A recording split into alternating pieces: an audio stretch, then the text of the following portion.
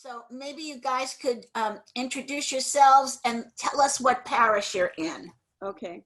It's 10 o'clock. Barbara. Oh, Hi, Jane. Let's start with you, Debbie. You're on mute, honey. Debbie, you're on mute. let me go like this. Okay, sorry about that. Debbie Schrott-Kaminsky, hello everyone. Hi, Debbie. I am from St. Max and I am a very, very, very new beginner with Bible study, so be kind. We will be. Welcome. But you're not new with your faith. No, oh no. And so therefore, we always gain from our sharing, other sharing. Yes. So thank you. Here. And who's next? Kathleen? Yes, hi, I'm here. I made it. Can you Is introduce there yourself? another Kathleen? I know. Kathleen, there's a new Kathleen. Yeah, that's Kathy. The other one, I'm Kathleen here. Did you get a chance to introduce yourself, Kathleen? I am now. Good. Hi, and I'm finally, everything's on. My husband got everything going here for me. Anyway, I'm Kathleen Brown. I was part of St. Paschal Balon. Barbara and Kathy and Carmen know me well. I used to be the DRE over there, and now I'm retired. So, and I've been at the Bible study last year too, and all the ones since I've been retired, about 5 years. That's it. Thank you. And thanks to Barbara, she's the one who got it going for me. Now I turn myself off, right? Yes. Aurora, That's me. did I'm you a Saint introduce Max. yourself last time? No, I was out, so I really don't know what's going on. Just I'm a- introduce yourself and what parish you're from. Yes, I'm from St. Max, Change it on mute. previously with St. Jude's. But since I moved to Oak Park and St. Max is closer, so I started going to St. Max about 5 years ago. Oh, I'm a newbie with this kind of Bible study. The ones that I've joined before were like specific to a gospel or to a letter or something to that effect. But this one, where we're tracing, I imagine, the beginning of the Catholic or Christian faith with previous saints or theologians, whatever we might call them. This is my first time, so please bear with me. Absolutely. I'm learning. Thank you. Kathy, did you introduce yourself last time?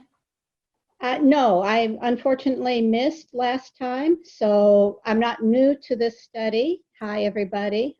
But I did miss the first week, I'm sorry to say, but I'm happy to be here this week. And you're from what parish? I'm sorry, from St. Paschal's. Good, thank you. How about Karen? You've got your mic on, Karen. Still have your mic on. I'm muted. There we go. Hi, I'm Karen Martin, and I'm from Padre Serra. And like Aurora, I have attended, different gospel studies, particularly Father Patrick's, and so this is the first time I've taken on the Bible in this way. So nice to see you. Nice to see you all. Cheyenne, you want to unmic yourself and introduce yourself and what parish you're in? Hi, I'm Cheyenne, and I'm with Padre Serra Parish. And I too, like Karen, this is the first time I've actually taken on a Bible study course like this. Well, we're glad you're there, all of you. Since it's 10:02 that I have, can we have, and we're using our opening prayer for lesson 2. And could we have someone volunteer to read? Wait, we've just got one other person, Ben. Oh, he's in the process of connecting. So after our opening prayer, we'll introduce Ben. Could we have a volunteer for reader 1 and a volunteer for reader 2? I'll do reader 1. Thank you, Debbie. Okay. Debbie said, how about Joanne, reader 2, Debbie, reader 1. Okay. Good. Oh, wait a minute. I wanted to go over and share something. I forgot all about that. I'm going to read something. Every 25 years or so, more often sometimes, the church celebrates a Jubilee year. It begins with the solemn opening of the doors at St. Peter's Basilica in Rome. But we have no need to wait so long or go so far. We have the holiest of doors always at our fingertips. Whenever we sign ourselves the cross of Christ in the name of the Father and of the Son and of the Holy Spirit, we open that door and enter into God's presence. Perhaps more accurately, we cross the threshold into awareness of the God who is always with us, but often unnoticed. I wanted to share that. I thought that was so beautiful. Thank you, Rita. Reader 1, Debbie. We give you this day to our Lord as we ask for his guidance in the name of the Father and the Son and the Holy Spirit. I called out, Lord, you are my Father, my champion, my Savior. Do not abandon me in time of trouble, in the midst of storms and dangers. I will always praise your name and remember you in prayer. Then the Lord heard my voice and listened to my appeal. He saved me from every evil and preserved me in time of trouble. For this reason, I thank and praise him. I bless the name of the Lord. Christ is the sun that never sets, the true light that shines on every man and woman. Let us call out to him in praise. Lord, you are our life and our salvation. Lord, you are our light, our salvation. Ever living God, you are our refuge from age to age. Increase your church's advocacy for those who suffer unjust treatment. Instruct the hearts of those who are entrusted with the education of young people. Lead them to instruct with love and sincerity. Lord, you are our light, our salvation. Animate us to receive the gospel with joy and to dedicate ourselves to living the gospel in love and peace through Jesus, our brother. Amen. Amen. Lord, you are our light and our salvation. Glory to the Father, to the Son, and to the Holy Spirit, as it was in the beginning, is now, and shall be forever. We have a couple of new people also that just came in, like Ben. We didn't hear from you last week. So could you unmute yourself and introduce yourself and tell us what parish you're in?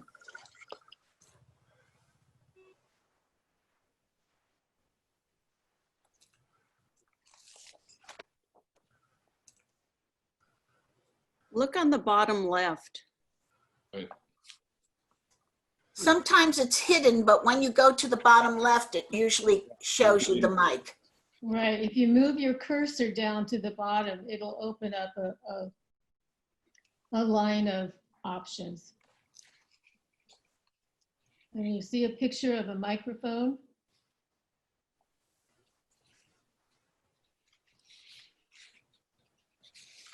Can't do it, huh? Your iPad was up at the upper right. Hey, Ben, jiggle your mouse or touch your touchpad or whatever. You'll see something pop up either at the bottom or the top, and it'll be, there's like a microphone. While you're looking for that, we have Jan on the line. Jan, can you unmic and tell us who you are and what parish you're from?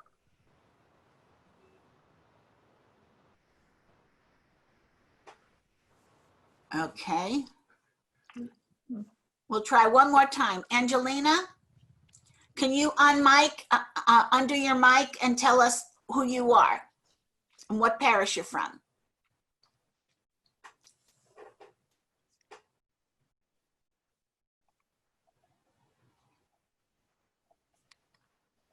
Guess not. Okay. What I'm going to do at this point, I'm going to either turn this lesson over to John or to Terry, whoever won. Tom today. Thank you, Tom. And Jan and Angelina are new members along with Karen and Aurora. And we're so glad that all of you have chosen to come and join us. And so Cheyenne, and we have a few, Kathy, a few new ones that have joined us, Debbie.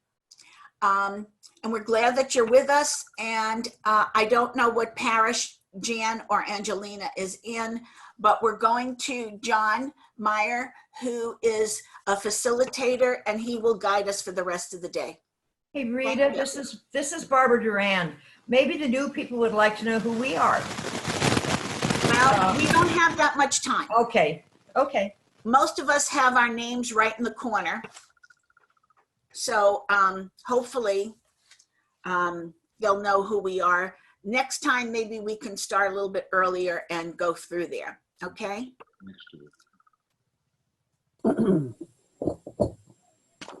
Okay, start off with the lesson, the memory verse. For though you have countless guides in Christ, you do not have many fathers. For I became your father in Christ Jesus through the gospel. I urge you then to be inheritors of me, imitators of me. It's from Corinthians. I was just going to mention that, excuse me, you see where on page, let's see, page 10, it lists a couple of books and pages to read. If you read the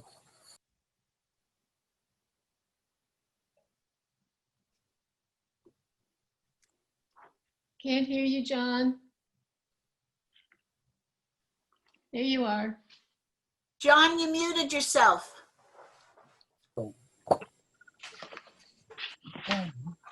Okay. Anyways, as I was saying, those pages are a synopsis of those readings. So if you don't have the books, just read the synopsis and you'll get most of the information from there.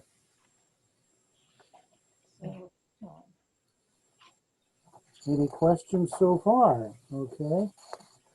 We'll start on page number 8. Right. Question 1. What is a father?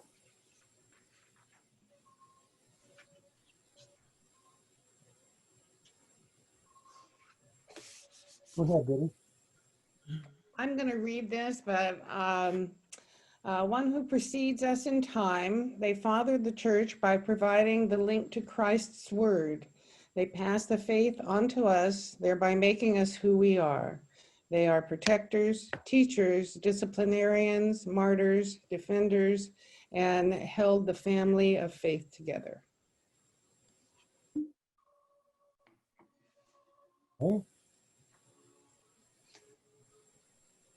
Anybody else like to add or change any of that? I think it was last time's film that said, it's one who knows sacred scripture and how to live out the mysteries.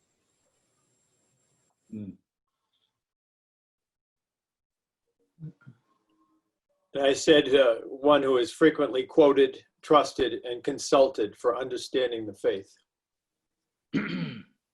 Right. And it also says on the next page, under the antiquity, because of their close proximity to the original 12, we can trust the testimony of these timely witnesses because they wouldn't have gotten away with making up their own teachings. They weren't far enough removed from the time of the apostles. So I guess they kind of monitored each other that they were teaching correctly. Yeah. And oddly enough, my hero as a father is Saint Joseph. Although he wasn't the father of Jesus, he was faithful to God's inspiration. So when he heard the Father speak, he obeyed. And that was really an enabling of the rest of the story of Christ's ministry. I think Carmen has an answer also.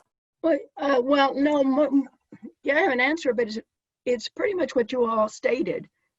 But my thought is that when I read this, I thought, well, they're talking about a father whom we can relate to here on earth. So what is our father like? What are our other fathers like? So as to give us an example of what the fathers of the church are also like. So I'm just telling you, my interpretation was based on the question being, well, what is a father on earth whom we know, who we can see?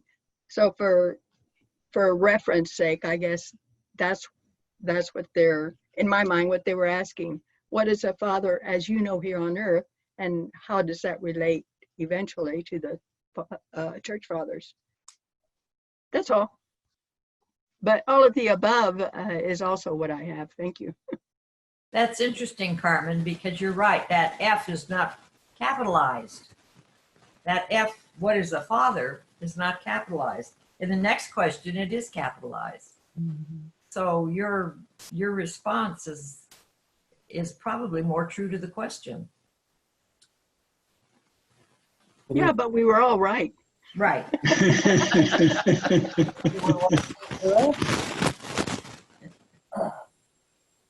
let's go on to number 2. What are the 4 criteria necessary to father the church? I have the 4 criteria are orthodoxy, holiness of life, church approval, and antiquity. I didn't define any of those, but I think they go into the defining of them later on. So. Well, not in these questions we don't, but.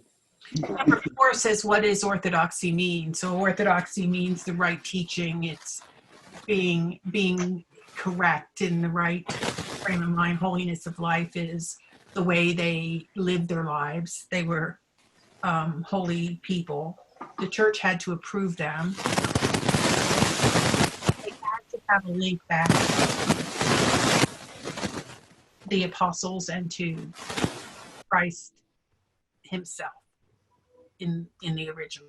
So the links go back until about the 8th century. There's a way to link one person to the next, who was their teacher, to the next, who was their teacher backward.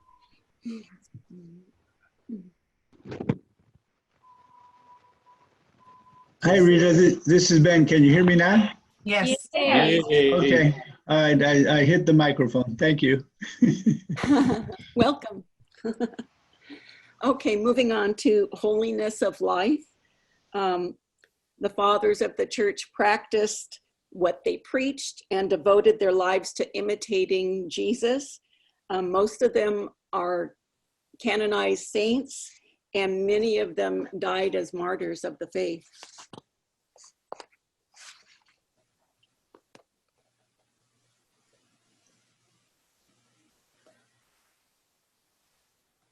When you think about these fathers, we didn't have any kind of social media. We had no way of going over and just hitting a Zoom button and go over and preach to all these people.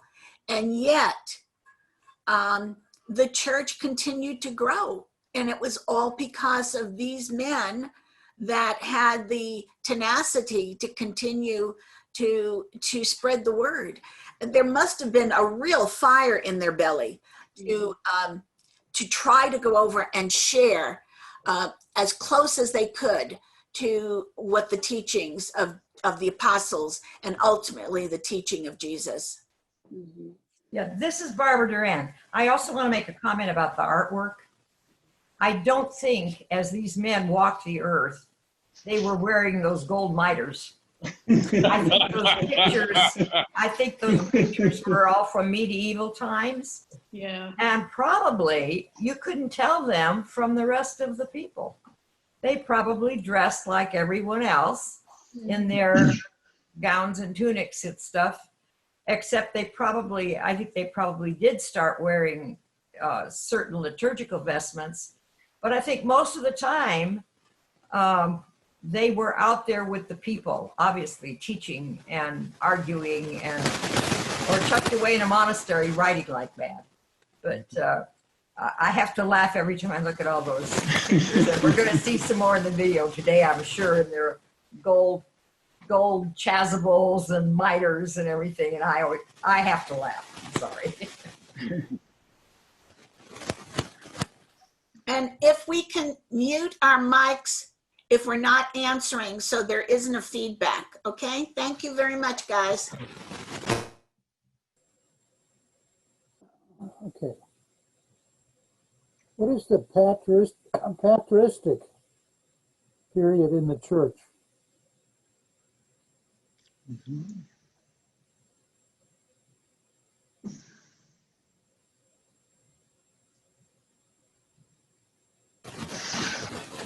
This is Barbara Durand again. I think mostly the first 5 centuries, and as Barbara Lubachevsky said, as some as late as the 8th, but really mostly through the time of the early ecumenical council.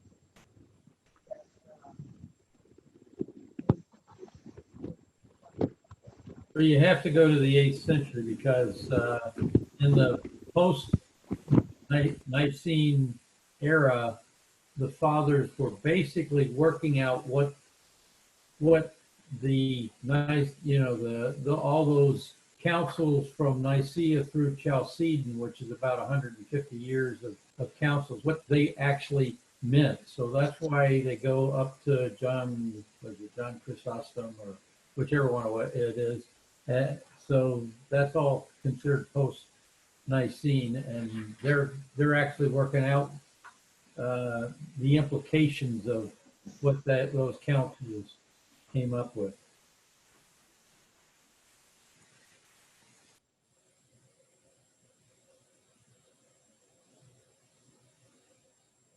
Excuse me, number 4, what does orthodoxy mean?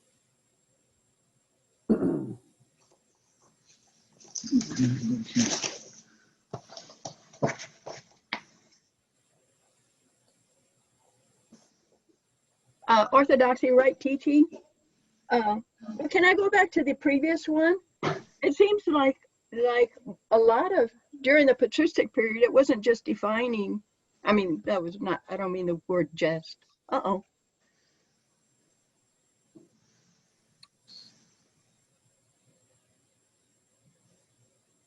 Am I there? Yeah. Am I back? Oh, I lost it on the screen. Yeah, defining what the councils, Nicene and all, but it seemed like they were stressing a lot of the arguments and disagreements and so forth among them, and that must have caused a lot more discussion on what's right and what's wrong. But well, that's what led to a lot of the councils. Say again? That's what led to a lot of the councils. It led to the councils, and then it fed. Yeah, it provided more meat for their discussions. But the Orthodox, I don't know, when it says right teaching, it doesn't say everything to me. I know in the eyes of the church it's right teaching, but there are differences in many of the fathers as to what's right teaching. And what concerned me or caught my attention was that some of the teachings of many of them that were accepted were thrown out. Who was it? Augustine? They went toward Augustine instead of the other, Leon's? What's the other one? So that Augustine was favored for the standards, right? Even after it had been accepted from another.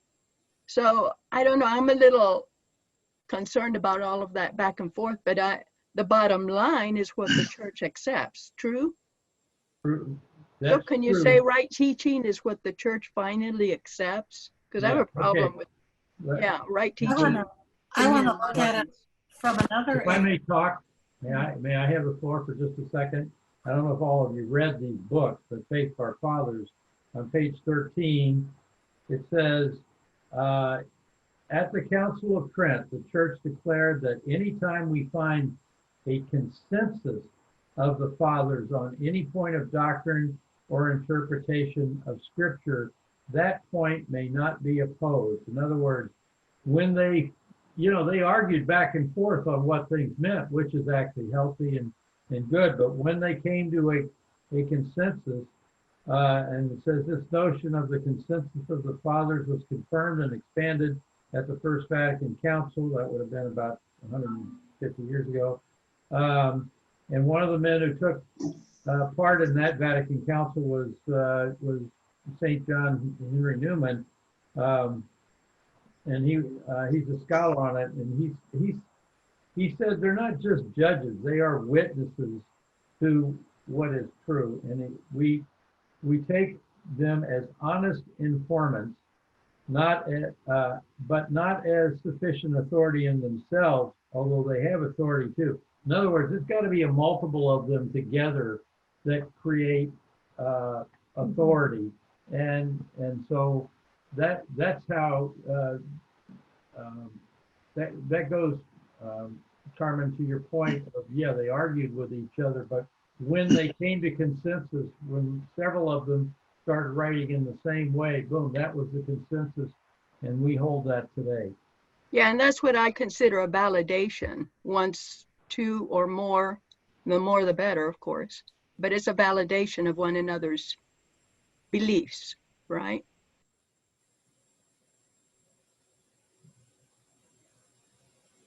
This is Barbara Durand. I also think, and this is what Gary is saying, I think, these things where the consensus happens become dogma in the church. And actually, if you look at declared dogma, it's pretty limited. And the rest of it comes down to practices within the church, which have changed over time, which threw everybody in a tizzy after Vatican II, because after all, it had always been that way. And no, it hadn't. But the consensus is that, I think it says this someplace else too, and we know that it's for the arguments of the time, the creation of the time. We don't have a monarchy here. There was a time when, and I'm sure there was consensus that the Holy Roman Emperor was the Holy Roman Emperor defined by God. We don't have that consensus anymore, and later teachers in the church, they weren't fathers because they're beyond their century. But that consensus is important, but I think sometimes as time goes by, situations change, knowledge changes. We know more about science now. May have affected some of the decisions since the time then. But I think orthodox means that you hold up some kind of a standard and you meet that standard, and it was decided early on by consensus, and that was done in the various councils and theological discussions. And we still have a lot of theological discussions going on in the church. There's still people thinking about it. My opinion.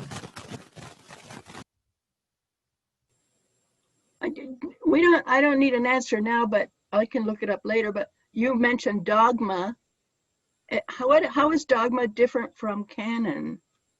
I'm trying to, and I don't need an answer now, like I said, but that came to mind when you were talking, Barbara.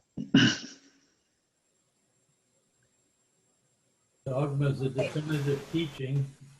Canon is, it says it's the measuring stick. It's the canon is the group of books primarily.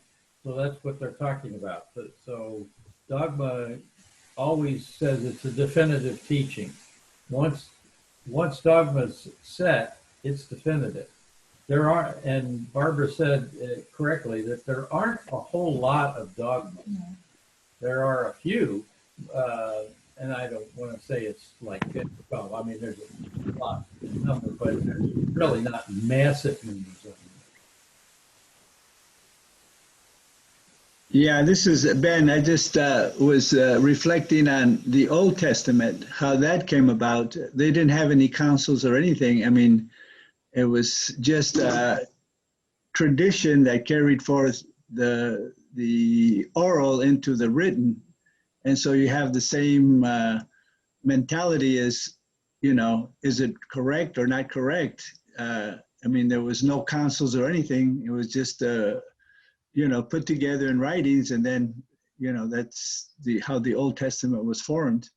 And in the New Testament, you know, we have faith that the Holy Spirit was there with those fathers, and also when they met in the council, just like in Pentecost, where the Holy Spirit came in and enlightened them to, you know, come out with the right wording for us now in this day and age. Well, many of us are old enough to remember Vatican II. It's basically, once again, a situation where the church was defining and either updating or fine-tuning what exactly our mission as Catholic Christians should be. And you know, we've had the privilege of being able to live through that time.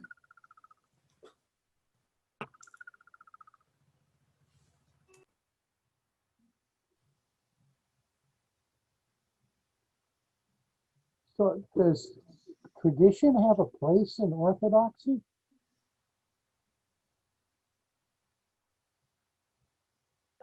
Repeat that, please. That's a good question. What was the question? Say that again. Does tradition have a place in Orthodoxy? Yes. I'm going to be quiet for a second and see if anybody else will answer that. You know, I don't know. Tradition is very different from validated truths and canon, right? It's very different from all of that part of assessing whether something is valid or not, true or not, right? Tradition. But I think you need to qualify tradition with a capital T or a small t. There's a lot of small t traditions.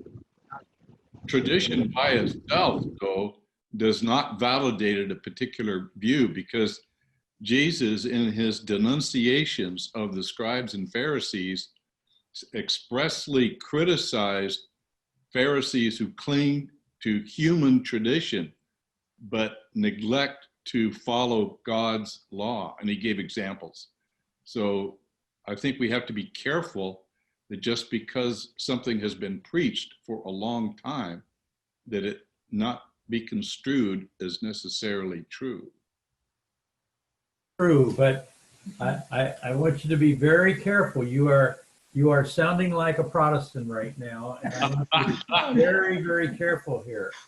Okay, this is I don't know if it's one of our readings, but it was definitely referenced in the book, the Fathers of the Church, and I think this is 2 Thessalonians chapter 2.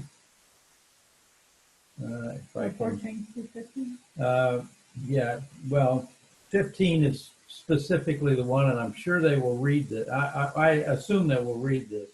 Therefore, brothers and sisters, stand firm and hold fast to the traditions that you were taught, either by oral statement or by a letter of ours. In other words, these tradition, it can be dogmatic, can be considered doctrine of the church, and in fact is considered doctrine of the church. You have to remember that scripture doesn't come first.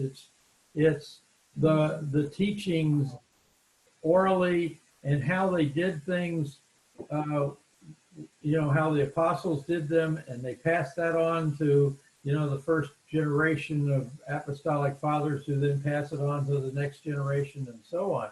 And so they were taught things that aren't written down. How we do Mass, honestly, is not written in the Bible, right? I mean, you get hints of it, but it's not written there at all in any detailed fashion, but yet there are writings of the fathers or those of that generation. They reference, I don't remember in the notes, they reference the Didache, but the Didache is written somewhere between around 50 and 90 AD, and it kind of details out a Mass.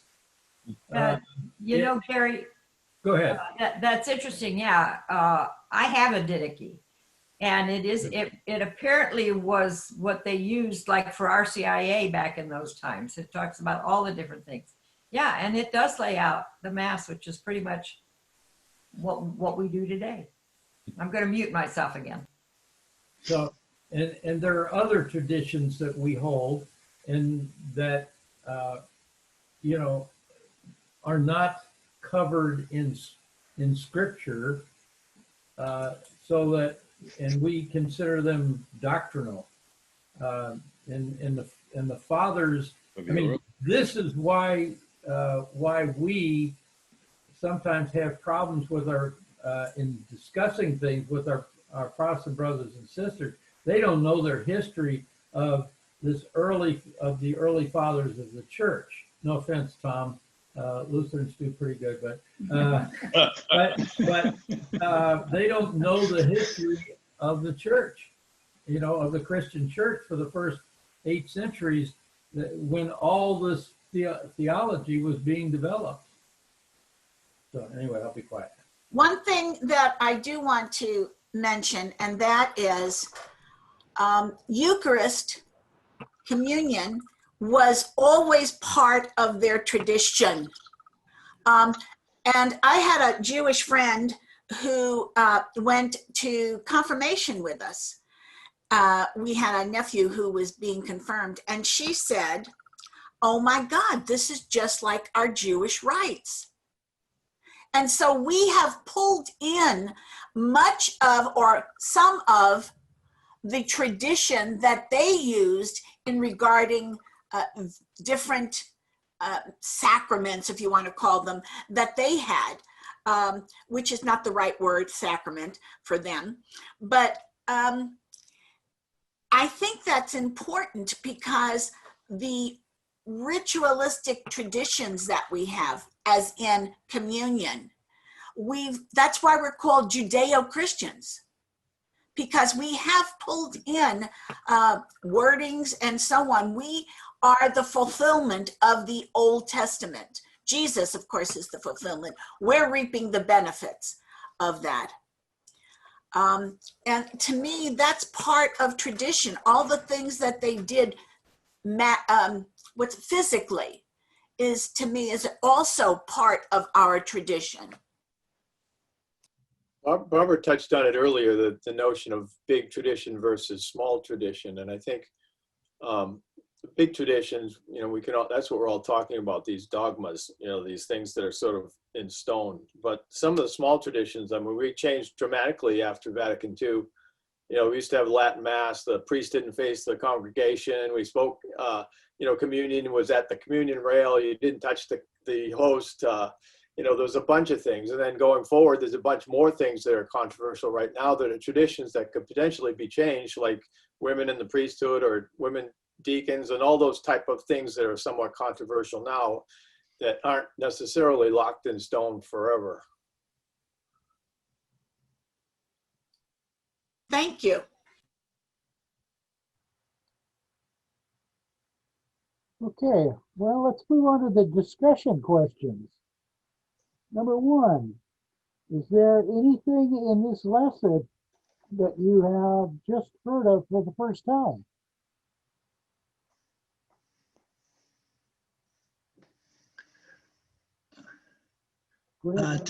To me, this has been to me what was interesting, not specific to the question, but when I was reading about the church fathers, how the church fathers weren't all in one location.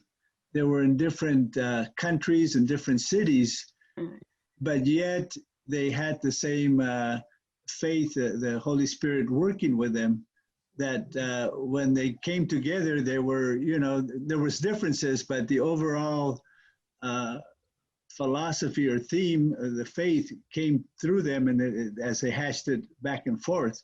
And like Rita was saying, is at that time there was no social media, there was no cell phones, no telephones, and all these fathers were in distant areas, but yet they in a sense came to a consensus.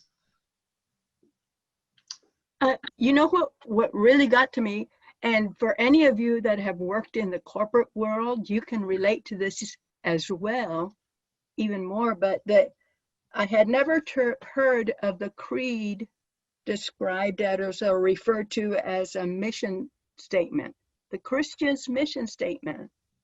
And there are times I've been in meetings where people struggled with wording and what to include in a mission statement for a department or for the company.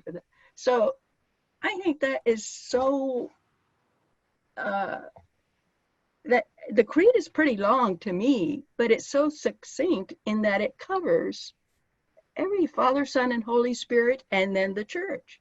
I think it's a perfect mission statement. And I forget where I read that, one of these books, maybe this book, but one of our texts says that. Did anybody else read that? Or did it hit anybody like it hit me? I thought, my gosh. It's in your notes. In the notes? It's fantastic. I had never thought of the creed as a mission statement. That's all I had.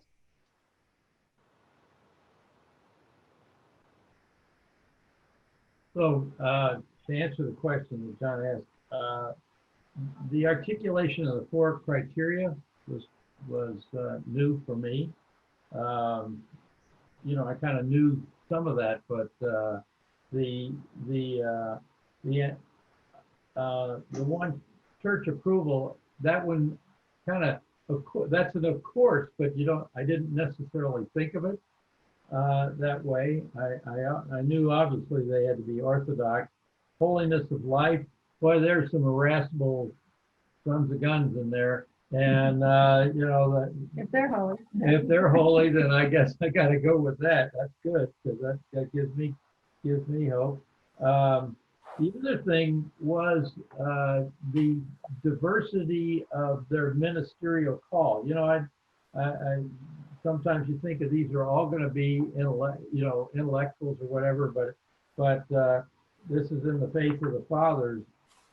There were apologists, exegetes, historians, preachers, hymnographers, which would be people involved in liturgical music, catechists, and spiritual writers who are considered fathers of the church. And I'm going, wow, that's a pretty broad spectrum. So that does kind of tell you a little bit about how we view worship and how we view the totality of what God is calling us to. I mean, this is not a just cerebral faith. This is a faith that is supposed to get into your heart, into your body, into your, in all the different ways. I mean, in your singing, et cetera, et cetera. It's pretty amazing the depth and breadth. So I was pretty well taken by that.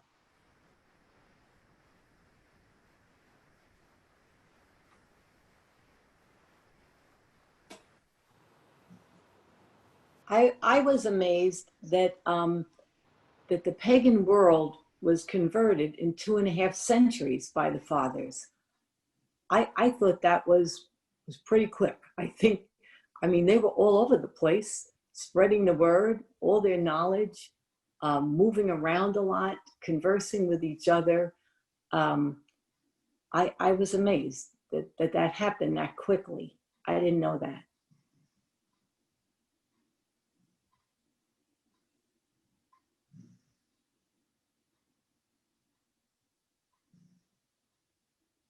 Anybody else? Great. Gary, did you buy all the texts that were recommended? And is there one, you seem to be referring to one in particular, is there one you liked? Because Rita said we really didn't need to purchase the text, but. Well, the better one, if you ask me, we haven't gotten to consuming the word yet, but yes, I bought all the books. I have an earlier edition of Faith of Our Fathers, but there's probably not that much difference between the second edition that I have and the third edition. So, get the third edition.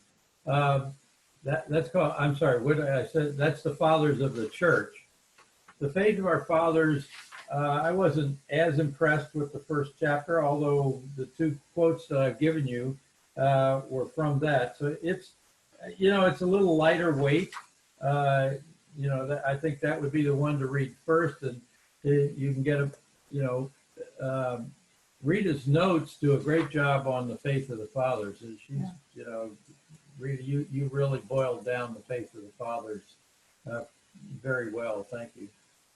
I bought Fathers of the Church and Faith of Our Fathers also, and I found that Faith of Our Fathers is really a lot of repeating of what he has to say in the Fathers of the Church, at least in the little bits so far that I've read. This one seems to be a little bit more encompassing to me, at least right now. But I do agree, the notes really, after I've read these and then read the notes, they really do kind of put everything in perspective, and you don't have to read 25 pages to get the basic idea of what you need to know for this particular thing. But I think this one is really good. I really like it. It gives you a lot more meat on the bones than the Faith of Our Fathers, at least for me it does. Rita, you're more succinct and thorough with your notes. Thank you.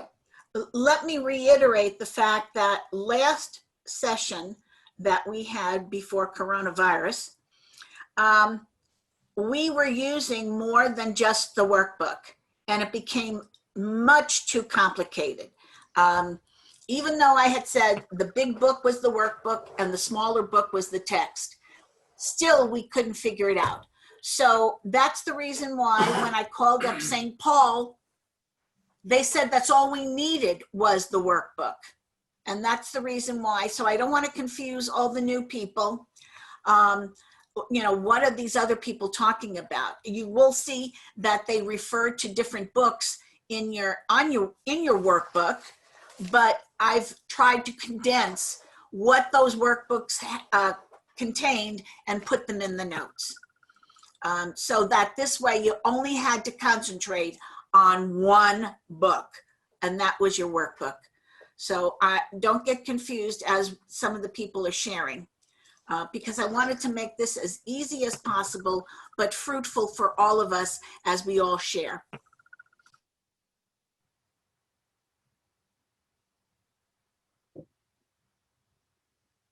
Okay, let's move on to number 2. Why was it so important to the fathers to guard the church doctrine?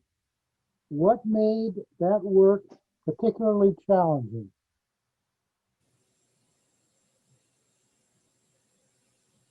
Perhaps we can hear maybe from some of the new people.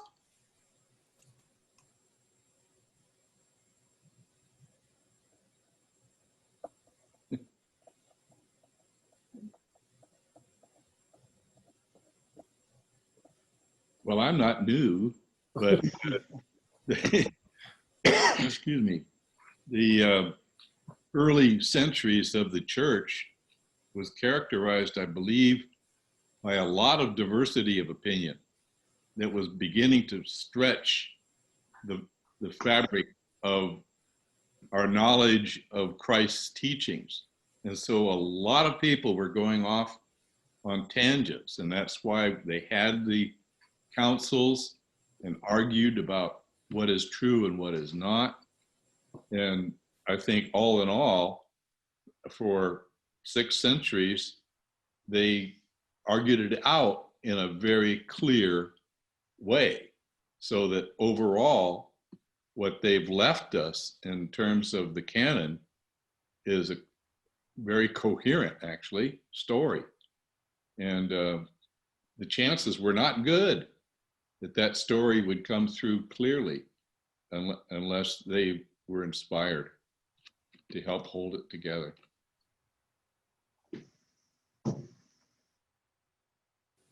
Okay, I'm going to butt in again. I think in that era, the Greeks' philosophy, which had influenced the Romans, and there were a lot of different Greek philosophies floating around. And I think as the Christian teachers came through, these people, some of them mixed up some of this Greek philosophy in with the Christian teaching. And you had things like Gnosticism and Arianism. I mean, they had gods. And so how do you equate this Jesus, who was being taught as being God, but also was human? And I think they had some of their gods that had, you know, children who were half human. And I think they really, there were just a lot of different philosophies that were acceptable to the Greeks and the whole Mediterranean area, that people really got confused in a lot of cases and had, you know, they really needed the arguments and the discussion to hone it down to what the true Christian teaching was that didn't include all this other stuff. Yeah, and I think too that they wanted to make sure that they were linking back to the apostles and to Jesus directly. And as they were moving away from the areas where there were a lot of Jews who had a background in, you know, in Judaism, as they were going out to other areas, those people had no history with that doctrine of Judaism or the laws of Moses or any of that. And as Barbara said, and then getting out into the Greek and Roman world where they had multiple gods who were human and, you know, part human or could transfix themselves back and forth or whatever. That was very difficult. You can imagine today that would be very difficult to wrap your mind around. So they had to continuously link their doctrine back to what they learned, the early fathers, maybe the first and second century, to what they had learned directly from the apostles who had learned it directly from Jesus himself. So they all had to maintain that same thread of that doctrine in order to make it stronger and to incorporate all those people who didn't have a historical reference and had multiple gods in their culture, and all of that, encompassing all of that as they moved away from, you know, from Jerusalem, from Palestine, from those areas where they originally had come from. The further and further they got, when they get to Gaul, when they get to France, all those places, they needed to really have the same strength of message and doctrine. Yeah, and I agree what Barbara said. That says it all just about, because to me, I mean, my statement was simple in that they needed to build that relationship, people with God, their Father, but God sent his Son as a sacrifice, just as these other religions were sacrificing innocent people. God was showing us he has a Son who's God, and he is innocent. And I think the other religions were able to relate to that. And I think that caught their attention. He sent his own Son to save us, to suffer and save us. So all of what you, Barbara said, I think that's representative of people relating, people who are sometimes ignorant, often ignorant, relating to something really inspiring. I think they caught their attention. The church fathers caught their attention relating how our Lord sent his son. I mean, that's the whole key right there. They're trying to help us learn more about God our Father. And what better way to learn than from his own son? And all these church fathers are following Jesus' teachings. So I like what you all said. Thank you. I agree with all of that. And then also the fact that, like you said, they were preaching to a pagan empire. And so that was really dangerous because many of them ended up becoming martyrs for their faith. So that's another challenge, huge challenge. We've touched on it before, but I think the environment they were in was a biggest challenge of any of the things they had to deal with. The first 300 years, it wasn't legal, so they had to practice sort of underground. It was all done via word of mouth, which invites many, many errors as the story gets told down the line. We didn't have a printing press until 1455, so we were a long way from anything like that. So it had to be, and then you had all these illiterate people that were trying to communicate with, and so to try to keep that story consistent over hundreds of years, God had to have his hand in it. Well, you know, Bill, even up until I can remember the 1950s and early 60s, the church still didn't want us necessarily to go into the scriptures because we did have still illiterate people. And because of that, they wanted to make sure we understood the scriptures the way they should have been interpreted. The other thing is the fact that I could remember one time a homily that Father Patrick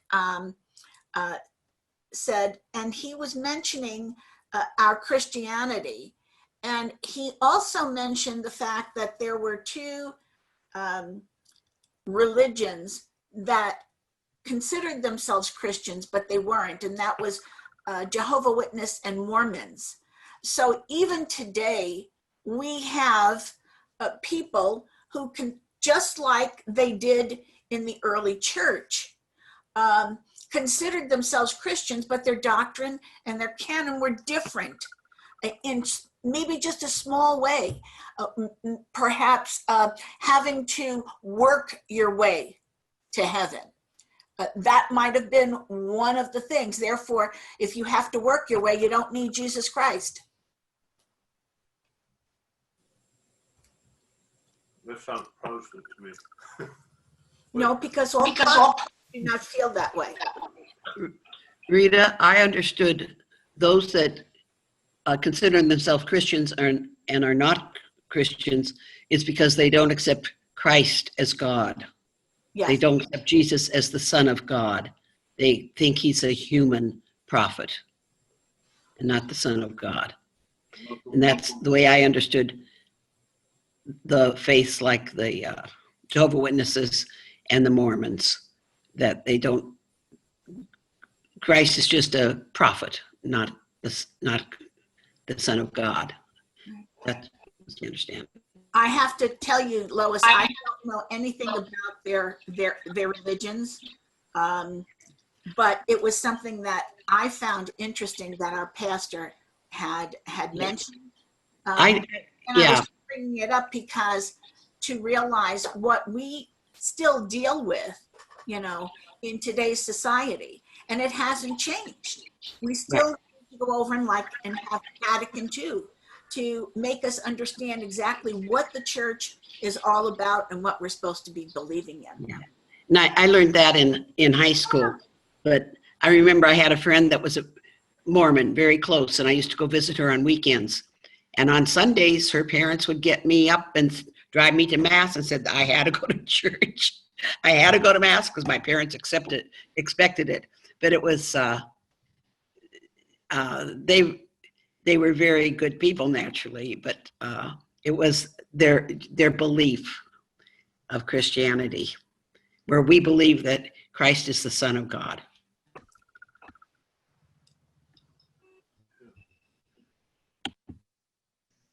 Well, I'm going to confess something. When I was little, Lois, I used to go down the block to the Episcopal Church because their mass was in English. Ours was in told us this sooner. Ours was in Latin. When I was a child, we weren't supposed to go into Protestant churches for any reason. That's right. That's right. I tried it once and the church didn't fall down on top of me, so I decided to continue. So on my way home from school, any Protestant church we passed, we used to sneak in our Catholic uniforms and see what the church looked like. So, but we weren't allowed. And when my mother was, well, when she got married, she couldn't have her best friend as her maid of honor because the best friend wasn't Catholic. And we have changed a lot since then on acceptance. That's a good example of tradition and tradition. That's right. That's a perfect example. There's nothing scriptural there or tradition that would say that. That was the way the church operated at that time. There are a couple of things that, first off, I want to go to the Mormon comment and the Jehovah's Witness comment. Those are examples of Arianism, where they don't believe that Christ is co-eternal with God, that Christ is God. So they, as you stated, they are non-Trinitarian because Jesus there is not, he's the Son of God, but not God. And so that's the first departure. There's lots of other departures from that come from that, but that's the first departure. But I wanted to go back to the question, what made that work particularly challenging besides the heresies and the false teachings? There were lots of misinterpretations too of what it meant, and they were just trying to keep everybody on the road, instead of going off on side roads. You guys all said that, but I thought some of the other things that were important were they were, especially for the first 2.5 centuries up till Constantine, they had the issue of persecutions, so they were working around a really combative background as well. So that really made their work difficult, because if you're writing this stuff down, now you are subject to being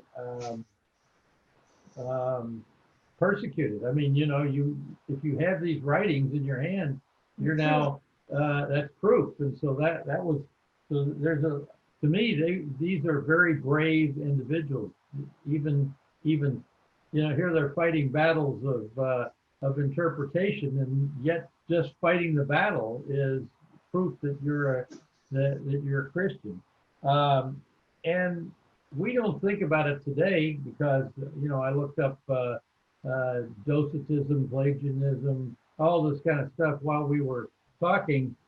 They didn't have that. They had great distances and long times between it might take a month to get a letter from Gaul to Palestine. That's if you caught the right ship on the right day to get it there. And so they were battling with distance and time, which is something we can't even conceive of. We all remember snail mail. I think we're all old enough to do that. Writing letters to people, but that would be there in 3 or 4 days. This was maybe a month or 6 weeks before that letter would get there. So, and the courier was also risking his life. So they had some other challenges that I don't think they addressed well in either of these books, but that was just part of the background that they had to deal with.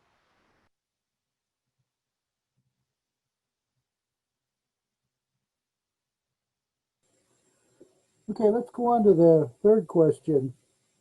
Which one of the 4 criteria to be a church father do you find the most compelling when discussing the fathers with someone considering coming into the church?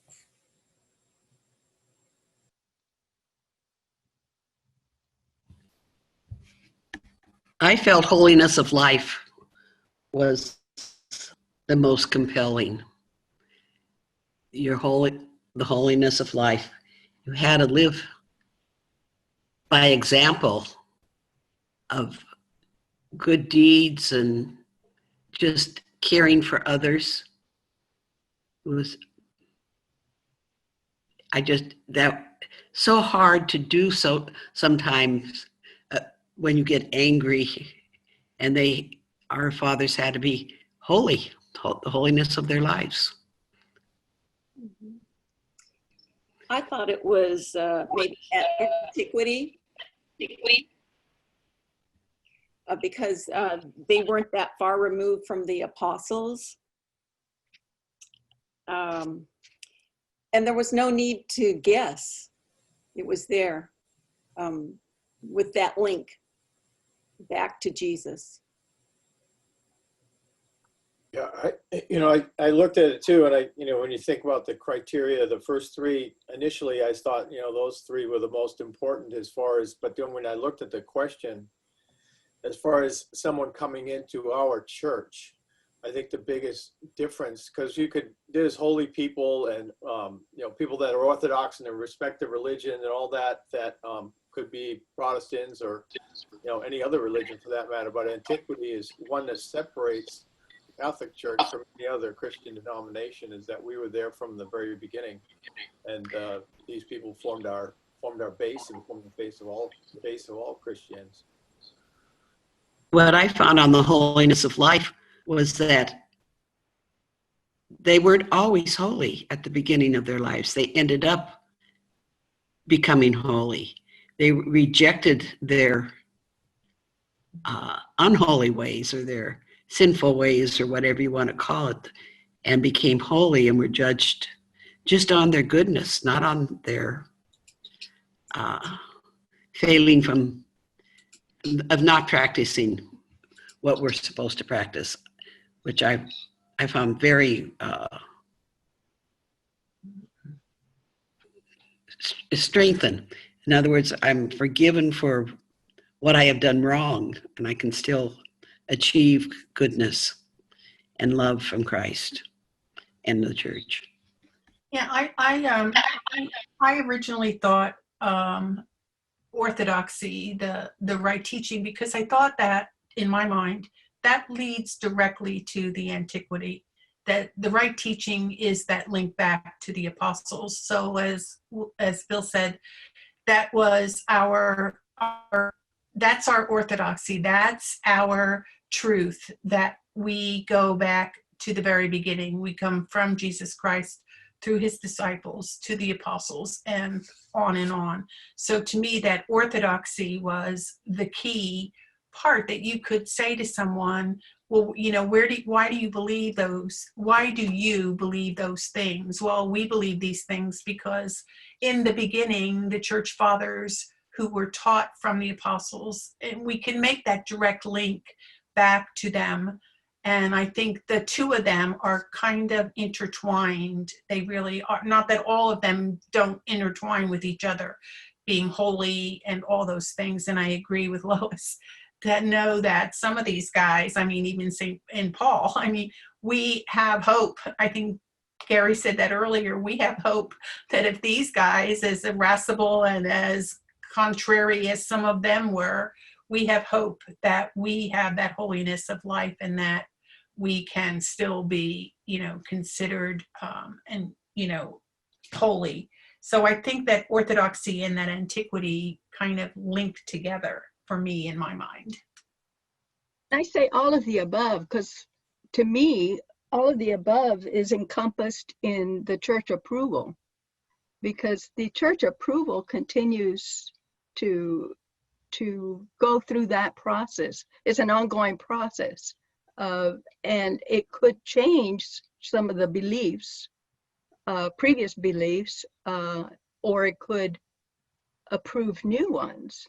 So I think church approval would be the final, in that I hate using that word again, but it follows that if it's church approved, then it's orthodox doctrine, it's holiness of life, it's antiquity. So church approval sort of encompasses all. Do y'all think that? Am I thinking right? Carmen, I don't think that's a right and wrong answer on this question. But I want to be right, Barbara. Don't we all? Does it make sense that church approval being the last, the step that determines? I mean, it uses all the other three to determine whether something is accepted or not, right? Like you said, Barbara, there's no right or wrong. And if you wanted to be right, then I shouldn't be here because I always make mistakes. So, but I wanted to mention also something that I found interesting. As many of you know, my son-in-law was an Orthodox priest. And when he was asked by a Jehovah's Witness, talking about the faith, his big thing was the apostolic lineage that we have. And they had no idea what he was talking about. Many people, even my sister, thinks that the scriptures are the ultimate. And if it isn't in the scripture, it isn't. So, that apostolic lineage that we have says to me that that's a heritage. That's something that I can hang on to know that it's the right teachings. And then we have the fathers who continue to fine tune that. Of course, everything that everybody shared, I agree with. But I found that interesting. That was a very important part of his understanding. And I have to say, I accepted that too. Remember, he was brought up by the Baptist church, and they didn't have that. So when he became an Orthodox priest, that apostolic lineage was very, very important to him.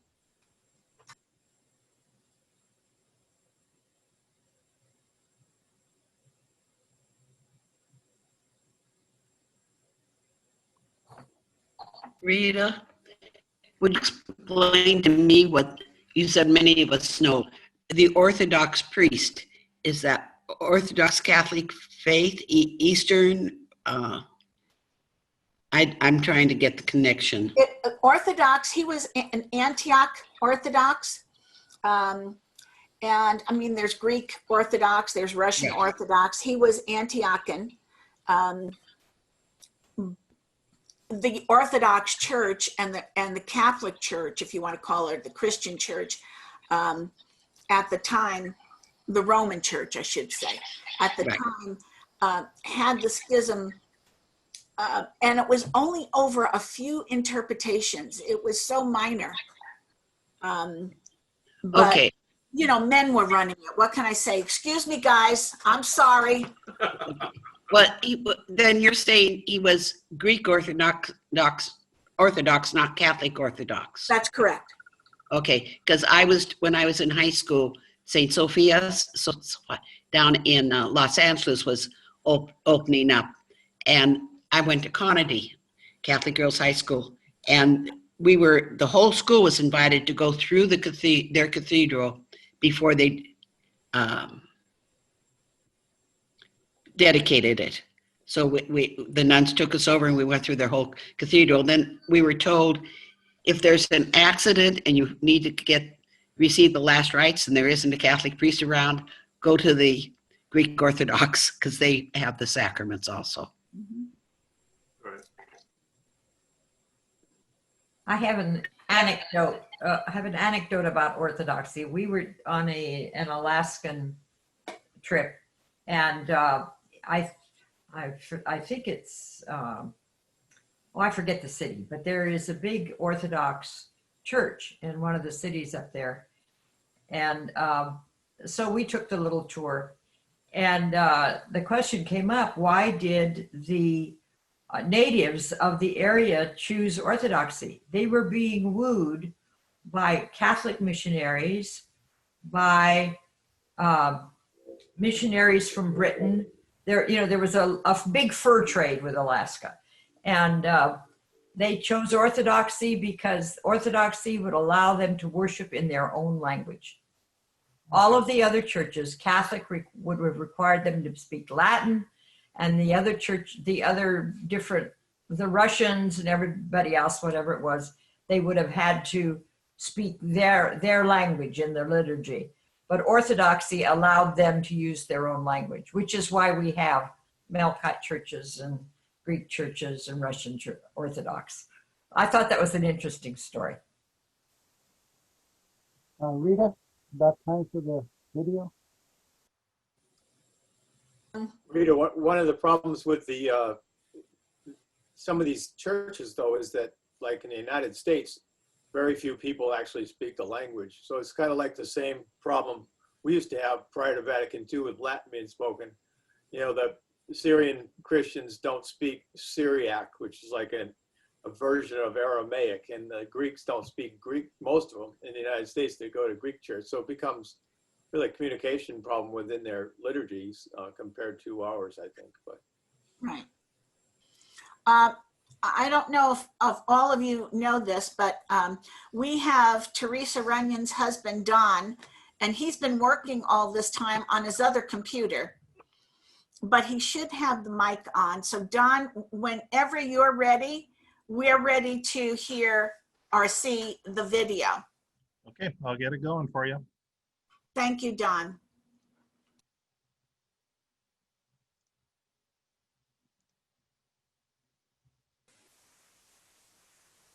Rita, does that mean Don is learning by osmosis? Can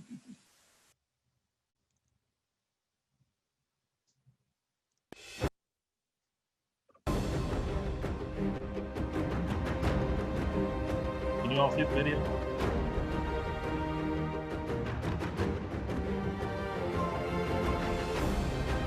Oh no, what happened?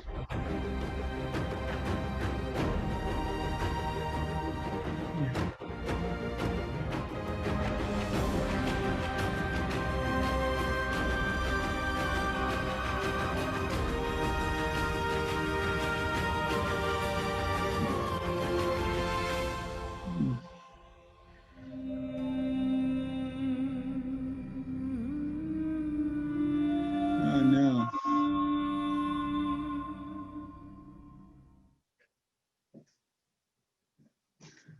In our first Oh, lesson se me together, fue. They I went to the mentioned video, church se me fue. and content. And while this study is focused on the men who fathered the family in a particular Okay. way on earth, there are many others in the family who played a role. There are also many other fascinating stories about the church fathers themselves that wonderfully complement what we'll cover in these lessons. So for the remainder of this series, we'll begin each lesson with a brief vignette of other figures in the family, as well as some more captivating stories from church fathers who, if not familiar to you already, soon will be. And we'll begin with one of the most inspiring, and dare I say, That's the guy darkly that speaks with Dr. Han. I've ever heard. Yeah. In the early centuries of No. Christianity, No. It's the class A, they show videos. But when they switch to the video, they'll put in the photos. Dan, Scripture tells us mute your mic. the church in Jerusalem. In the middle of the 200s, the most popular of these deacons was a man named Lawrence. Now, Lawrence had a lot of jobs. Among them were the care of the poor and the custody of the precious vessels used in the liturgy. Unfortunately for him, Lawrence lived during the first sweeping empire-wide persecution of the Christian church. The Emperor Decius was demanding that everyone living under Roman rule must worship the Roman gods or be killed. Recognized as a Christian leader, Lawrence was arrested. The Romans knew that he was in charge of the church's gold and silver vessels. So his arresting officers asked him to take them to the treasures of the church. And Lawrence said he'd be happy to. And then he led them down winding Roman streets till they reached a slum. Then he pointed to the poor who lived there and said, "There is the treasure of the church." Lawrence knew the poor are the treasure of the church because Jesus identified himself with them. Now, needless to say, the Romans were not amused, and they condemned Lawrence to be roasted on a gridiron, a brutal death. And yet he kept his sense of humor to the end. After a few minutes on the grill, he told his executioner, "Turn me over. I'm done on this side." To this day, Lawrence is held up as a model of Christian joy. He's a model for deacons. He's a model for those who advocate for the poor. And he's even the patron saint of cooks and chefs. He exemplifies the good life as we find it in the Bible and the church fathers.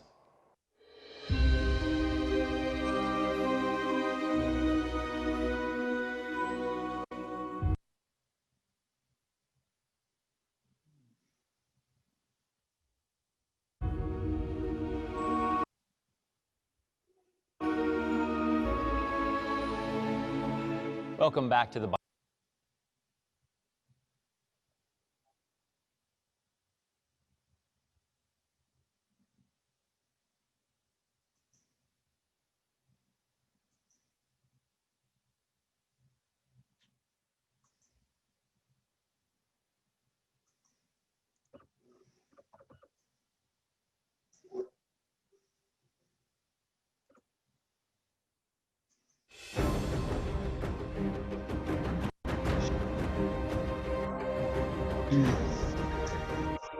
No, who was with that?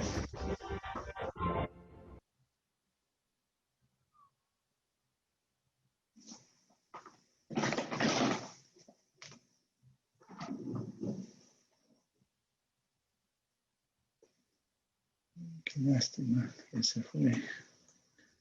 Rita, this disc is having issues that you gave Teresa. I beg your pardon? The disc that you gave Teresa is having issues. Oh, wonderful. Wonderful.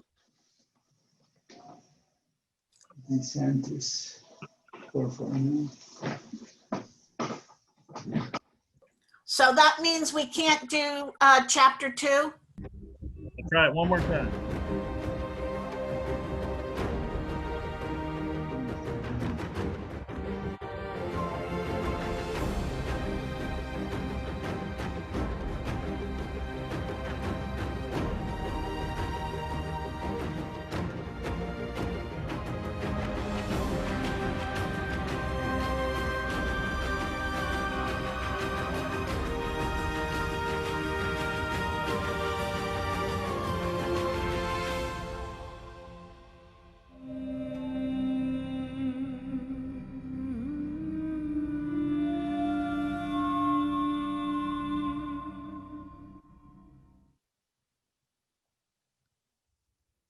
In our first lesson together, I mentioned the church is really God's family.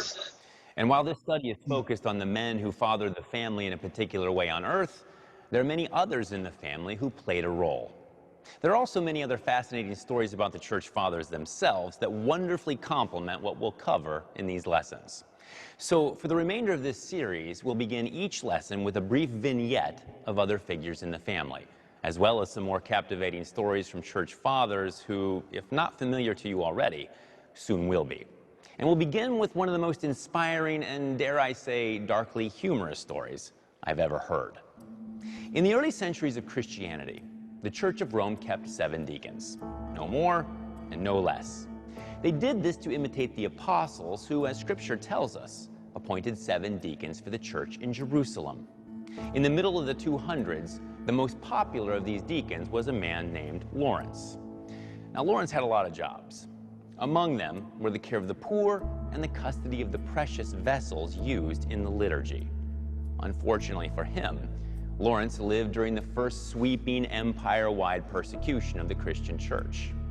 The Emperor Decius was demanding that everyone living under Roman rule must worship the Roman gods or be killed. Recognized as a Christian leader, Lawrence was arrested. The Romans knew that he was in charge of the church's gold and silver vessels. So his arresting officers asked him to take them to the treasures of the church. Now, Lawrence said he'd be happy to. And then he led them down winding Roman streets till they reached a slum. Then he pointed to the poor who lived there and said, "There is the treasure of the church." Lawrence knew the poor are the treasure of the church because Jesus identified himself with them. Now, needless to say, the Romans were not amused, and they condemned Lawrence to be roasted on a gridiron, a brutal death. And yet he kept his sense of humor to the end. After a few minutes on the grill, he told his executioner, "Turn me over. I'm done on this side." To this day, Lawrence is held up as a model of Christian joy. He's a model for deacons. He's a model for those who advocate for the poor. And he's even the patron saint of cooks and chefs. He exemplifies the good life as we find it in the Bible and the church fathers.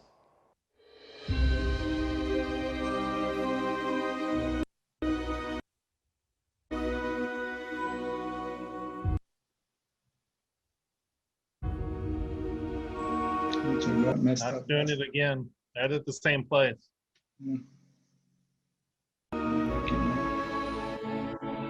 Welcome.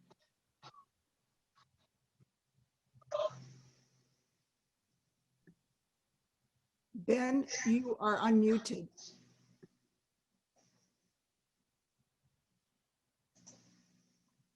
Yeah, it's not.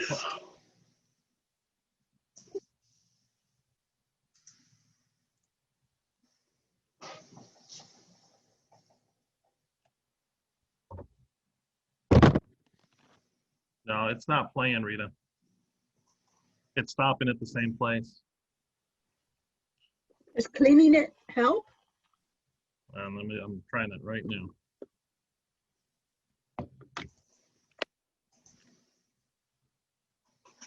Yeah, it's got a large scratch going across it.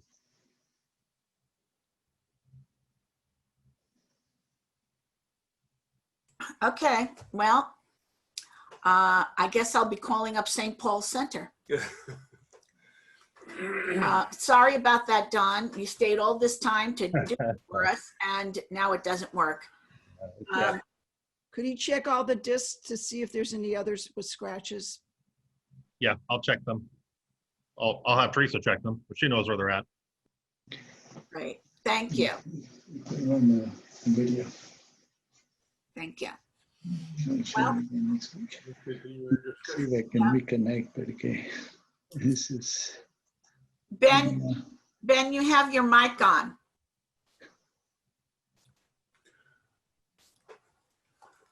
So this is the end of our last question.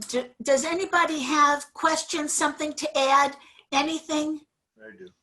You do? Yes. I subscribe to Coming Home Network newsletter, and much of what we're discussing comes up often in the conversion of pastors and ministers who are looking into the church, and some of whom become Catholic. I find reading their testimony as inspiring as anything, because it gives us. Let me put it back this way. Before Vatican II, I, as a Catholic, was just told to accept what the church tells us without question. No questions at all. So I did. But after Vatican II, I realized all questions aren't answered. And if you don't question and find out why you're believing, your faith is very shallow. The more you question, the more you understand, the more you delve into it, the more clear it becomes. And I think that's what hopefully this Bible study will do for us. That's it. Hi, can you hear me? This is Elizabeth. Yes. Yesterday I was listening to a talk on my computer on a podcast. And it was a priest that I recently found, Father John Henry Hansen. And he's in Silverado, California. And he does a mass every week at St. Gregory. I want to say St. Gregory the Great. I think it's in, I can't remember. It might be in Los Angeles, but it's an Armenian church. And during this talk, he was talking about this church, that it was Armenian. And I got really confused because it said that unless I heard it wrong, that the masses were done first in Armenian. Does that sound right to anybody? Could be. Gary, I can't tell you. No, that doesn't sound right at all. Masses were It not sounds first- like Aramaic might have been. Aramaic, yes, but not Armenian. Because they were. Oh, maybe it was Aramaic. I'm sorry. You know, my brain's not working correctly. Well, neither is mine, but that's another issue. But no, it would have been Aramaic first, because those, you know, if you just read Luke chapter 2, verse, I think 42, you see the first reference to masses that's in Jerusalem. So there would be in Aramaic, because that's what they spoke at the time. All right, well, then that's what's confusing to me, especially being a convert and all this controversy that I'm hearing in my close circle of Catholic people, not Bible study, but other, where, you know, the Latin Mass is the only right Mass and all that kind of stuff. So it wasn't done in Latin in the very beginning. It was Aramaic, is that correct?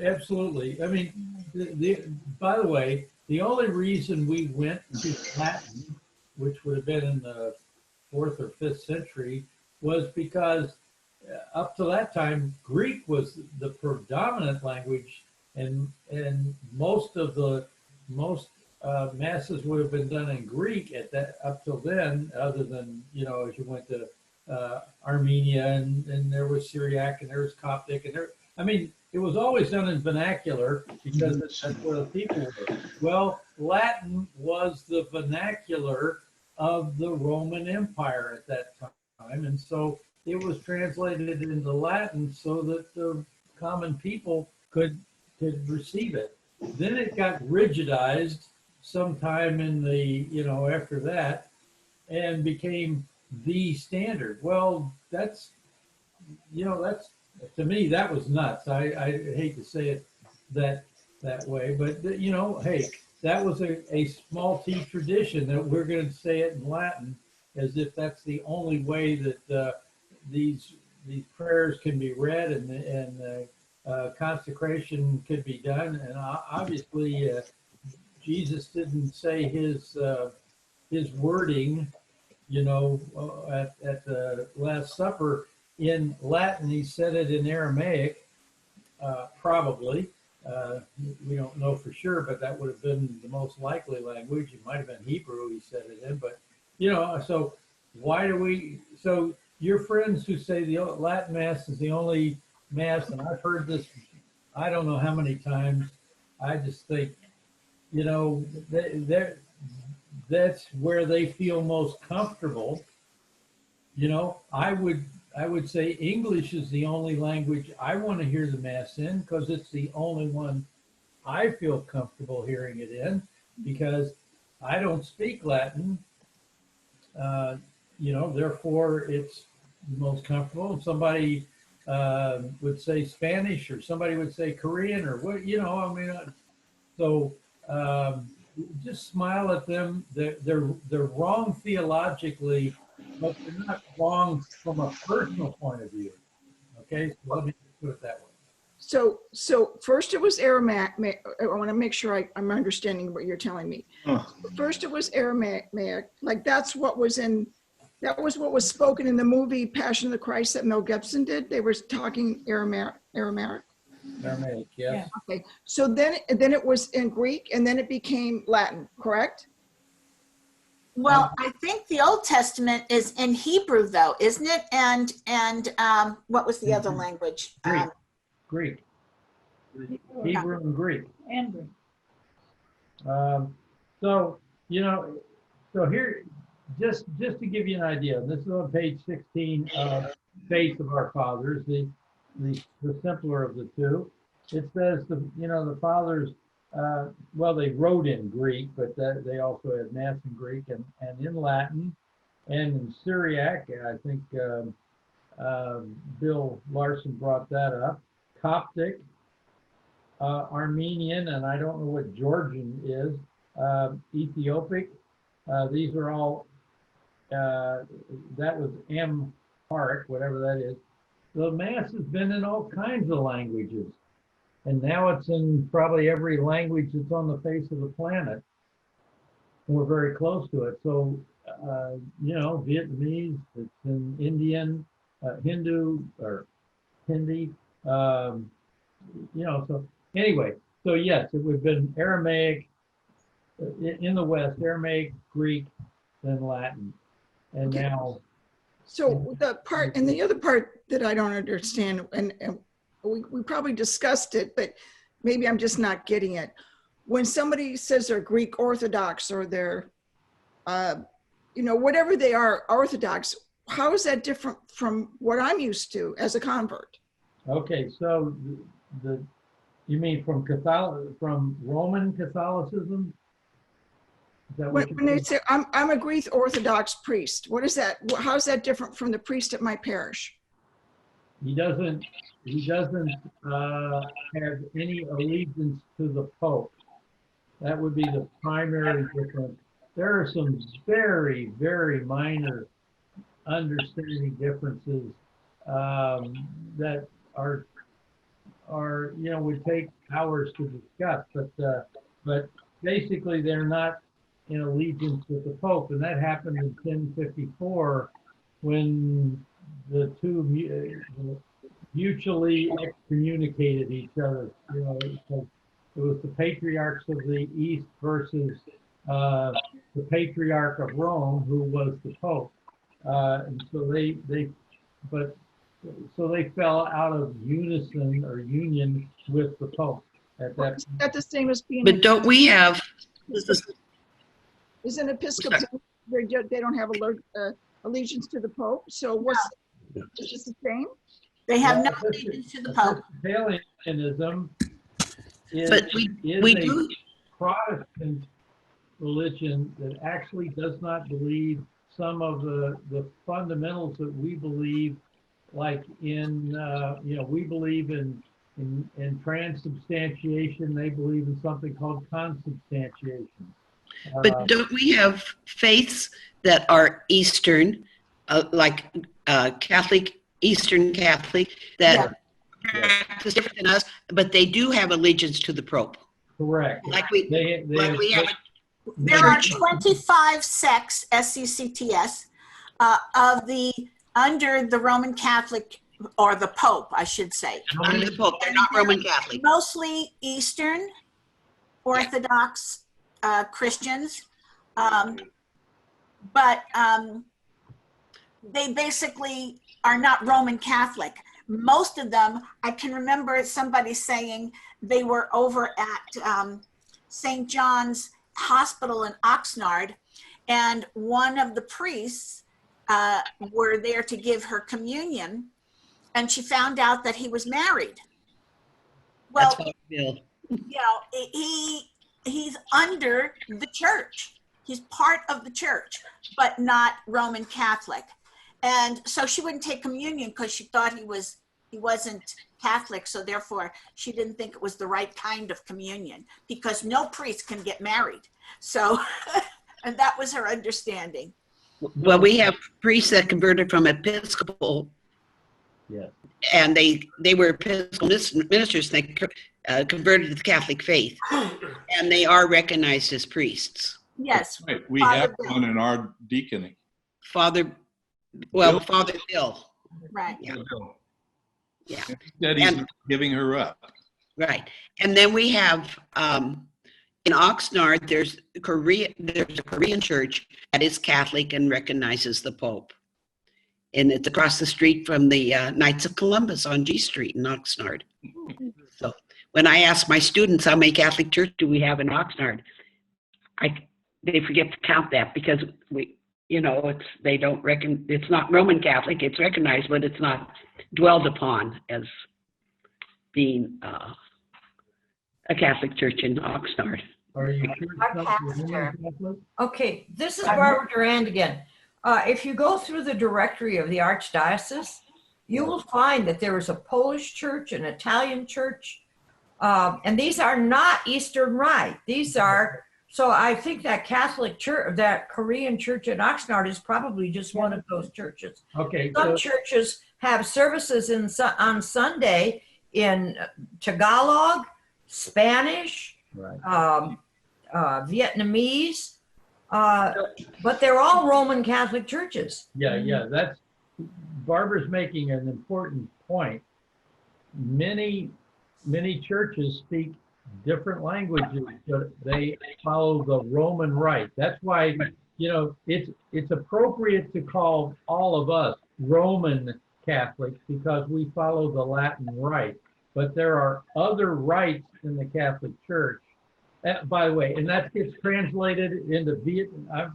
The reason they were so picky about the new translation in English is because churches like in Vietnam, let's say, they don't do Latin too well, but they can do English, and so they can translate from English to Vietnamese. So they wanted to make sure the English was as close to the Latin as they could make it, which gives us some weirdness in our own right, but that doesn't matter.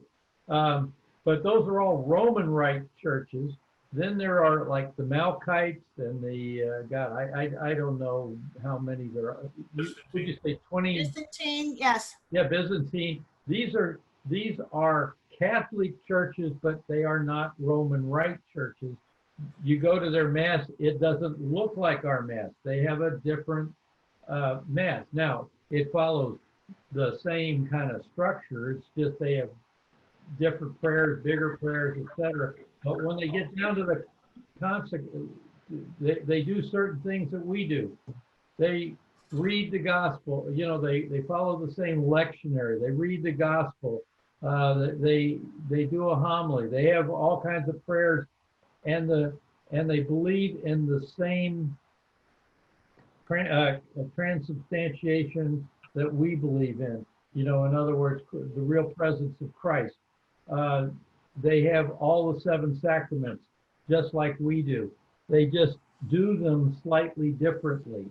Okay, so that's the difference in, the rites are a little different, but the theology is the same. Orthodox, now I'm separating from Catholicism and all its, how many rites did you say, Rita? 25? Yep. And Orthodoxy, there's Greek Orthodox, there's Russian Orthodox, there's Assyrian Orthodox, and all kinds of other Orthodox churches. They are not in union with Rome. They have different, they have slightly different theology. They do believe in real presence. They do believe in baptism the way we do. They are Trinitarian. I think married, I think they have most of the sacraments. I don't know if they have all 7 sacraments, but I think they have most of the sacraments we do. But the big deal is they have their own patriarch, like the head, basically, patriarch now, there's a Greek patriarch in Athens or wherever, and then there's a Russian patriarch, and those are the 2 main patriarchs of the Orthodox Church. So they are in allegiance there. One of these days, maybe we'll get all of us back together in allegiance. Can I say something about this? Because Padre Sarah is quite in belief with the Greek Orthodox, as far as we're kind of close to it. We have a new, it's not a new one, but they just moved their temple down the hill from Padre Sarah. Their priest has done adult education for Padre Sarah. I know people who have moved from the Catholic Orthodox to Greek, and the differences seem pretty small. And what I thought was really interesting was that when Father Patrick went to his Camino, one of our replacement priests actually had been a Greek Orthodox priest. And he actually, went a lot of times to the Greek Orthodox Church here. And according to Father Patrick, probably the two churches that are most likely to meld back together are the Greek Orthodox and the Catholic, because our differences are so tiny. The icons are one of the things that are different. The Greek Orthodox is very big on the icons. And I think that was the big argument that split us apart. And but he thinks that probably that's the group that we will meld back into. So if a priest is giving communion and he's not an Orthodox priest or whatever, and he's not in sync with the Pope, does that mean that it's the real presence of Christ? Yeah. I would think so. Is it what kind of priest is it? I learned in high school in Greek Orthodox it was the real presence of Christ. The two branches of Christianity, which is the bulk of Christianity, are Catholicism and Orthodoxy, and those two believe in the real presence. Anybody else does not believe in the real presence the same way we do. As a matter of fact, I gave a presentation on that, and I've had other pastors there who were not Catholic who agreed with that they do not believe in the. When we believe that once the bread and wine have been consecrated, it is now changed substance. It is now Christ. It may still look forever, and it'll stay that way forever. And Tom, correct me if I'm wrong, but I believe in the Lutheran Church, it's only consecrated for the time of communion, and it returns back to its original substance after that. It's called consubstantiation, if I remember correctly. Okay, I'll shut up, Tom.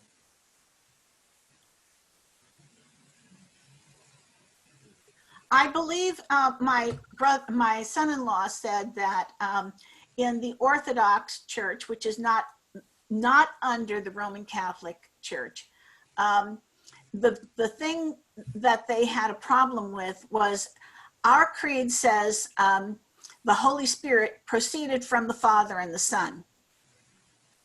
And he said that gives you the idea that the Holy Spirit came after.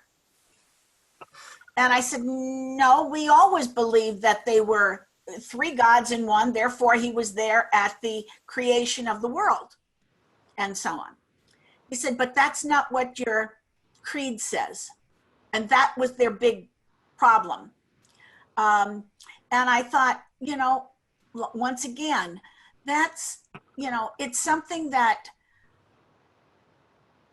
I'm not a theologian, so therefore I have no idea why there was such a big thing over that, since as Catholics, we believe that the Holy Spirit was always. But obviously they were able to go over and make it so important, the wording, that in fact that was one of the reasons for the Great Schism. Orthodoxy. That's what orthodoxy. That's why Christians argue so much about right interpretation. It is and we learned this from the fathers, by the way, that they were the ones who fought the battles of orthodoxy. What is right teaching? What is right thought on Christianity? And so that battle. And I understand I could argue that battle from either the Greek side or the Roman side. I just choose to be in union with Rome instead of with Constantinople or I mean Athens or whatever. But yeah, one word. It's the word in Latin is filioque, and the Son, and they, I believe, would say through the Son or something like that. There is some super minor difference. Yeah, I thought that the problem was that they couldn't use the same expression in Greek. It was a language problem. Yeah, I think you're right. I think you're right. But, you know, as to, if I may, Rita, what you said about proceeds from the Father, one priest explained it or used the term relationship. The Holy Spirit is the relationship between the Father and the Son. Holy Spirit is a third person, but he derives, or the relationship is what he's all about, the Holy Spirit. And I like that word better than proceeds from, but if he proceeds from the Father and the Father and the Son always were, well, then the Holy Spirit always was, right? Exactly. You know, I've said this before. Father Patrick always says any translation from the original writings is treason. So the problem is, and I mentioned this before, the problem is translating from one language to another. You can get the essence, but you really don't get the real meaning of what they're trying to say. So, those that speak other languages can understand that. I myself listened to my mother speak in Italian, and I can translate, but it's not really what she said. To exactly what she said. That's exactly the way she said it. Wouldn't mean anything. Right. Closing first. So I just looked it up, and the Latin Church added the word filioque, so it proceeded from the Father and the Son. The original was and proceeded from the Father or God or whatever. And so they're saying, no, you've now changed this. And that was in 380 something or other, you know, it was the Council of Nicaea and whatever the next big council was after that they argued this out. I think it's Constantinople, but I'm probably wrong. Anyway, they argued this out, and the Eastern Church, let's put it this way, that became a burr under the saddle of the Eastern Church. It continued to bug them for another 6 centuries or 6.5 centuries before they broke away. That and Karen, as you mentioned, the icons, you know, we have the word iconoclast. That's somebody who breaks idols. Breaks icons. And by the way, that the Roman Church said, no, stop doing that. That's not a good thing to do. But you know, that was another thing that bothered them. And then the third thing that bothered them was, hey, why is this guy in Rome the head guy, and it's not one of the other 4 that it was Alexandria, Antioch, Constantinople, and Jerusalem? No, I don't. Was there one in Jerusalem? Was it? Well, it could be. I'm not. You know, this is not stuff that I just tie in my head. But you know, why is he any more important than the rest of them? Well, that actually had been established long before. If you go read the letter to the Corinthians by Clement of Rome, who was the Pope roughly around 90 to 100 AD, he's the guy that established the principle, and the reason the principle stuck was he's the, if you will, the son, using the word loosely, of Peter and Paul. So he has the authority, and they were trying to put away their priests and bishops. They didn't like some of them, And he said, no, you can't do that. You know, you as the church, meaning the assembly, don't have the right to do that because these people have been ordained properly by bishops and, you know, the successors of the apostles. So you don't have the right to do that. And, you know, that's a big, if you want to get down to one of the biggest dividing lines between Catholicism and Orthodoxy versus Protestantism is who has the authority, who has been properly ordained. And ordination, you know, I as a deacon have been ordained. I had hands laid on me by Jose Gomez, an archbishop who had hands laid on him by a bunch of other bishops who had hands laid on them and there's a lineage all the way back to the apostles. That can't be said in most Protestant churches. I think all, but I'll leave it at that. Yeah, Gary, I think what you touched on one of the points you made is probably as important as any of them, which has to do with politics, power struggles. Oh yeah. The digs, if you will, how their lifestyle is, you know, at the hierarchy of each individual church structure, and how that's, you know, all that human stuff that comes into play. Right. Well, and you look at it, Constantinople was becoming, you know, was the power center of the world by the 10th and 11th century, and Rome had been greatly diminished by that time. And so yeah, it's a power struggle. And then you get to Luther and Calvin and all these guys. Why do you think the kings wanted this Protestantism? Go to Henry first.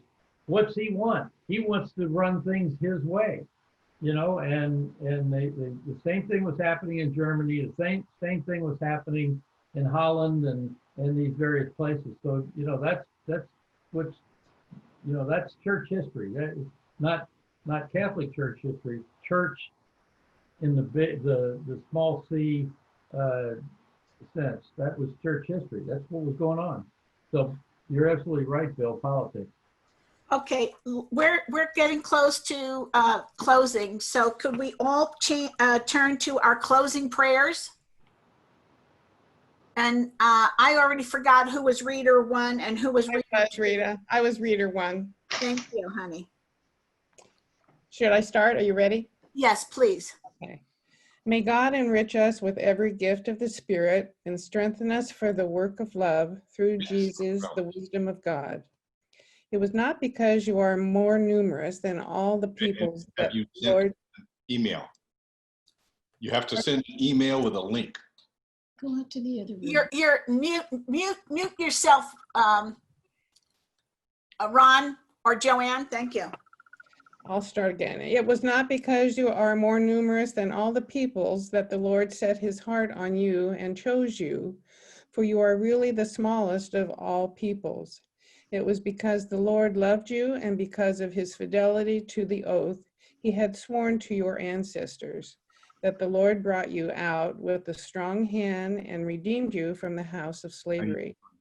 Know then that the Lord your God is God, a faithful God who keeps covenant mercy to the thousandth generation toward those who love him and keep his commandments. The law of the Lord is perfect. It revives the soul. The decrees of the Lord are steadfast. They give wisdom to the simple.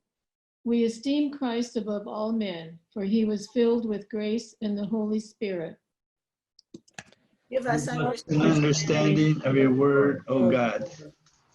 Grant us the peaceful day, dear Lord, that we may ever mindful of your perfect will for each of us, and we may praise you with joy and purity of heart. Give us wisdom and understanding of your word, O God. Kindly on all who put their trust in our prayers, fill them with every bodily and spiritual grace as we pray. And name the person you wish us to pray for. Ryan, Ryan, Matthew, For John, Danielle. Jacob, Jacob, Ed, Angela, Rumi. My son Steve and all his fellow firefighters. For Steve and the firefighters. For Marion. my Marion. sister Yvonne, Yvonne, Steve. Steve, It's 12 o'clock. Yana. Donna, Anna. For Jennifer. Amelia and Marco, Janet and Marco, Rebecca and Jeremy, Becca, Rebecca. and Jeremy. Jeremy. Tommy. Tommy, Tommy.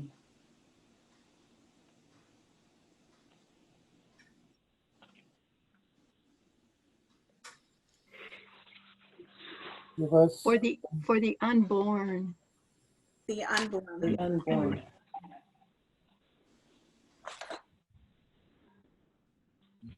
give us understanding of your word, O God. God. Give us Beloved, understanding of your word. Oh, God. Beloved, do not believe every spirit, but test the spirits to see whether they are of God. For many false prophets have gone out into the world. By this you know the Spirit of God. Every spirit which confesses that Jesus Christ has come in the flesh is of God. And every spirit which does not confess Jesus is not of God. For whoever knows God listens to us, and he who is not of God does not listen to us. By this we know the spirit of truth and the spirit of error. Give us Give us an understanding of your word. God. Kelsey, I don't know if you have our lessons, so if you want to stay on, I can send it to you. I don't think I have your email. Other than that, remember that we're not worrying about, don't get confused. For lesson 3, the questions are on page, oh, wrong one. The questions for lesson 3,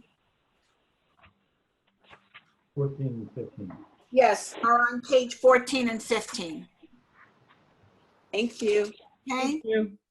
Okay, and hopefully between this time next month, next Monday, I will have this situation with the films taken care of. And one more thing, I noticed that the schedule that I gave everyone, down at the bottom, you will notice after back in January, we're studying the book of Mark. I will give you all the information, those that are new. If you would like to continue with us, Deacon Gary had mentioned the fact that since we're studying, or that since we're in Mark after December, the new year. All the way. I'm sorry, say that again. Here? There it is. Okay. That we should do Mark, so that's what we're doing. But the dates are wrong. I must have copied it for 2020, and I gave you all the dates for 2020. I have a new schedule.